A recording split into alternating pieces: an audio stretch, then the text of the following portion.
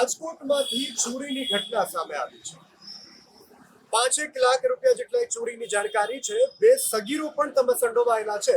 Police તપાસ કરી રહી છે। કેટલાની ચોરી, ક્યાંની ઘટના જુઓ।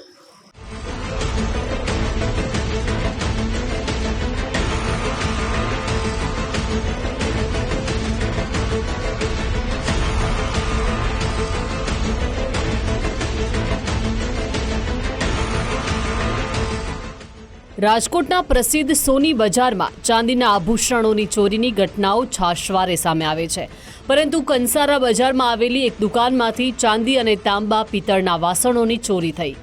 2 જુલાઈએ થયેલી ચોરીના 7 આરોપીઓને પોલીસે ગણતરીના કલાકોમાં ઝડપી લીધા। રાજકોટના એ ડિવિઝન પોલીસ સ્ટેશન વિસ્તારમાં આવેલા કંસારા બજારની દુકાનમાંથી ચાંદી અને તાંબા પિત્તળના વાસણો ગાયબ થયા હતા। આ અંગે ફરિયાદ નોંધાતા જ પોલીસે સીસીટીવીના આધારે 2 સગીર સહિત 7 આરોપીઓને ગણતરીના કલાકોમાં જેલના સળિયા પાછળ ધકેલી દીધા। આ ચોરીમાં અર્જુન ઉર્ફે ગોધરો બાંભણિયા, પૃથ્વી ઉર્ફે જીગો ધાંધલપરિયા અને દિનેશ ઉર્ફે દિનો બરસાડિયા, કરણ ઉર્ફે તાંત્રિક વહાણેકિયા સહિત 2 સગીર સામેલ હતા। આ તસ્કર ટોળકી પાસેથી પોલીસે 1.52 લાખ રોકડા અને ચાંદી તેમજ તાંબા પિત્તળના દાગીના મળીને 5,15,000નો મુદ્દામાલ જપ્ત કરી લીધો છે।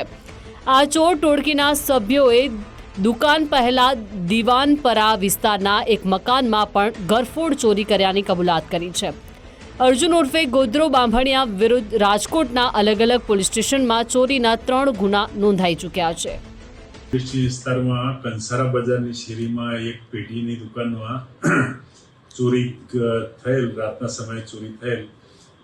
જે ચોરી આરએમસીના એક જે સફાઈ કર્મચારી જે ગાડી ચલાવે તેમને ચોરી કરતા જોઈ જે બાબતે તે દુકાનના માલિકને જાણ કરેલ। સચિનભાઈ શેઠ તેમનું નામ છે અને તેઓ બહારગામ હોય તેઓ તરત અહીંયા રાજકોટ ખાતે આવી અને આ બાબતે ફરિયાદ કરેલ। જે ફરિયાદના આધારે એ ડિવિઝન પોલીસના પોલીસ ઇન્સ્પેક્ટર શ્રી તેમજ સર્વેલન્સ સ્ક્વોડના માણસોએ આ ચોરી તાત્કાલિક શોધી કાઢેલ છે અને આ બાબતે 7 આરોપીઓ અટક કરવામાં, જેમાં 3 આરોપી માઇનર છે। બાકીના 3 આરોપીઓ તેઓએ અગાઉ પણ 3 ચોરીઓ કરેલ છે। તેઓનો હાલમાં કસ્ટડીમાં અટક કરવામાં આવે છે અને તેમના રિમાન્ડ લઈ અને કોઈ ચોરીઓ કરેલ છે તે બાબતે વધુ પૂછપરછ કરવામાં। રાજકોટ મ્યુનિસિપલ કોર્પોરેશનના એક સફાઈ કર્મચારી કંસારા બજારમાં ચોરી થઈ તે દુકાનનું તૂટેલું તાળું જોઈ માલિકને ફોન કર્યો હતો, જે બાદ બહાર ગામ ગયેલા વેપારીએ ત્વરિત રાજકોટ પહોંચીને ફરિયાદ દાખલ કરી હતી।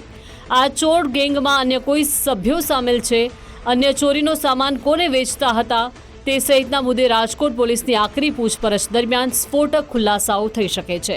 ગૌતમ ભેડા, ગુજરાત ફર્સ્ટ, રાજકોટ।